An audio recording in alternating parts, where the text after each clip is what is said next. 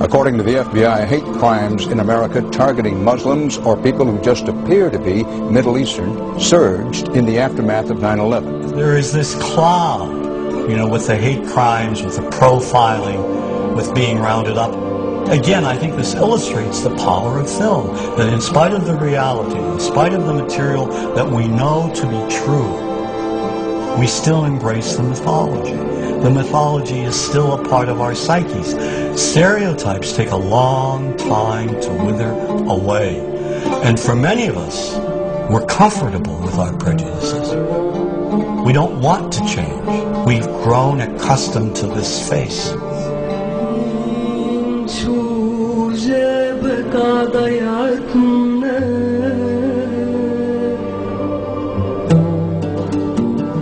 When we think of Arabs, what do we see? What images come to mind? Do we see actual people? People who, despite real cultural or geographical differences, do pretty much the same things that we do. When we think of Arab women, what images come to mind? Do we see women who laugh and play and who adore their children? Women who work in the home as well as outside? Would it come as a surprise to know that in many Arab countries, a majority of college students are actually women? What's our immediate image of Arab men? Do we see loving fathers? Men who want to provide for their families? What about Arab teenagers? Do we see them the way you would think about teenagers in other parts of the world? Then there's religion in the Arab world. Do we see it as all-encompassing, dominating everything else? Do we know that even though faith plays a huge role in the Arab world, just as it does here in the United States, that it's also true that much of the Arab world is quite secular? When we think of Arabs and religion, does Christianity come to mind? Do we remember that there are over 20 million Christians in the region who have lived side by side in harmony with Muslims for centuries? To their credit, some filmmakers have shown Arabs and American Arabs in all their complexities. An excellent way to shatter a stereotype is through laughter, through comedy. So we have comedians. Comedians have done this historically. Black comedians, Jewish comedians. So we see Arab comedians doing this, and this is one way to release the tension. Things on a credit card, true story. Guy behind the counter picked up my credit card, sees the envelope card, looks at me all weird. He's like, "Hey, buddy, what kind of name is that?"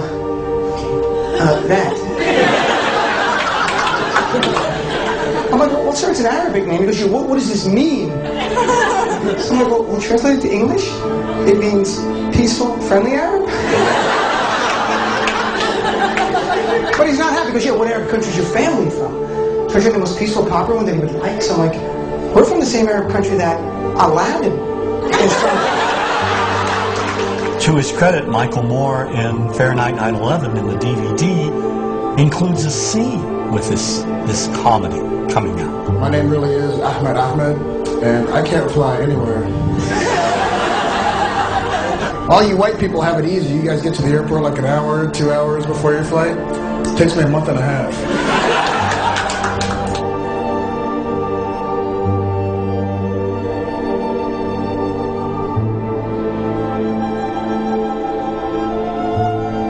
Nous vivons dans un monde qu'on peut critiquer, qui est le monde de la dérision. Vous le savez bien, et dans les médias, je dirais le monde de la dérision, on se moque de tout. Le fait que ça se fasse me satisfait. Parce que ça veut dire que nous avons, qu'on est libre. Peu à peu... Il faut qu'on soit beaucoup plus sage que ça, qu'on rentre pas dans ces provocations. Et c'est pour ça que... C'est l'autocensure, ça, Jamel. Tu comprends ce que je veux dire? Si on commence à pas faire de dessin pour pas choquer les musulmans... Non, c'est-à-dire que... C'est de l'autocensure. C'est la liberté d'expression. Pour moi, la liberté d'expression, la liberté d'expression et le respect font partie, sont mariés ensemble. Moi, je suis pour la liberté d'expression. Mais si je vais blesser une personne, pourquoi blesser la personne? Non, mais si moi j'ai envie de faire une caricature sur Mahomet ou sur un rabbin ou sur Jésus-Christ, il faut que j'ai le droit de le faire. Tout le monde, c'est ça la France. Quand tu sais que tu vas blesser 10 millions de personnes, pourquoi tu vas les blesser? Pourquoi? C'est la liberté, c'est ça. C'est la liberté de...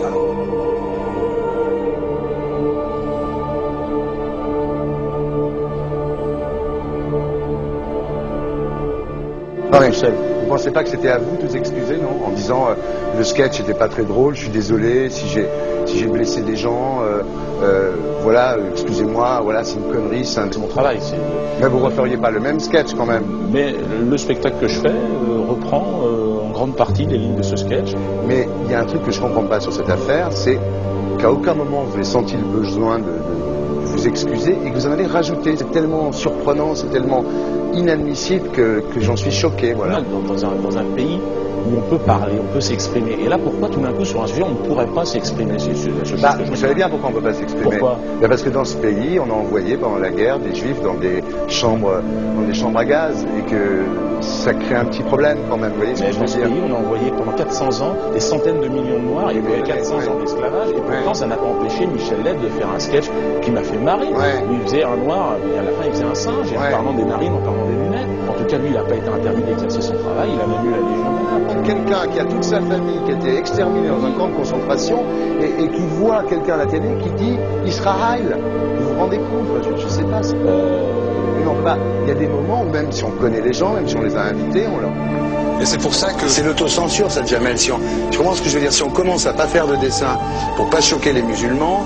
Non, c'est de l'autocensure. C'est la fin de la liberté d'expression. Pour moi, la liberté... Et là, pourquoi tout d'un coup, sur un sujet, on ne pourrait pas s'exprimer sur ce sujet? Vous savez bien pourquoi on ne peut pas s'exprimer. Pourquoi? Parce que dans ce pays, on a envoyé pendant la guerre des juifs dans des chambres à gaz et que... Deux poids, deux mesures. La liberté pour tout le monde.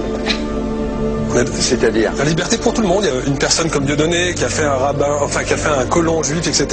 Tous ces DVD ne sont plus dans les pactes. On l'empêche médiatiquement, on ne le voit plus. Alors que lui, c'est un comique. Plusieurs lois qui ont été faites contre l'antisémitisme. Et moi, je fais un appel aujourd'hui de faire une loi contre l'islamophobie.